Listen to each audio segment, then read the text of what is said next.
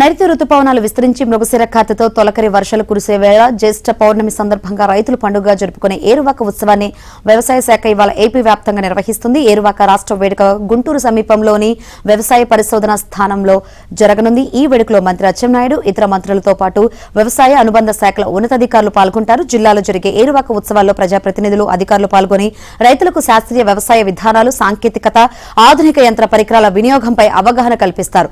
ముఖ్యంగా ప్రస్తుత ఖరీఫ్ సీజన్లో ఎల్ నినో ప్రభావాన్ని ఎదుర్కొనే పరిస్థితులను వివరించనున్నారు.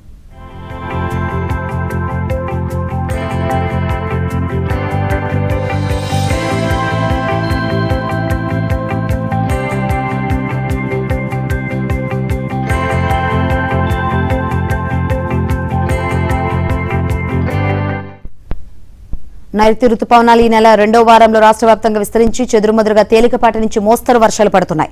గత వారం నుంచి ఉపరితల ఆవర్తనం, ద్రోణుల ప్రభావంతో రుతుపవనాల కదలికతో అక్కడక్కడ భారీ వర్షాలు కురుస్తున్నాయి. వర్షాలు కురిసిన ప్రాంతాల్లో రైతులు పంటల సాగు చేపడుతున్నారు. ఇప్పటి వరకు దాదాపు 10 లక్షల ఎకరాల్లో వివిధ రకాల పంటలు సాగులోకి వచ్చాయి. మెట్ట ప్రాంతాల్లో విత్తనం మొలకెత్తేందుకు అనువుగా వర్షాలు పడగా రైతులు పత్తి, అపరాల విత్తనాలు ఎదులు పడుతున్నాయి.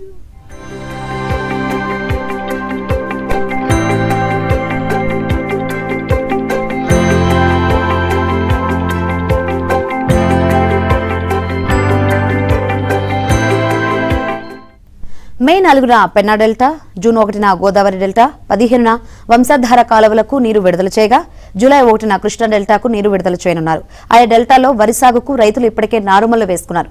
వచ్చే నెలలో పంటల సాగు మరింత పుంజుకునే అవకాశం ఉందని అధికారులు అంచనా వేస్తున్నారు.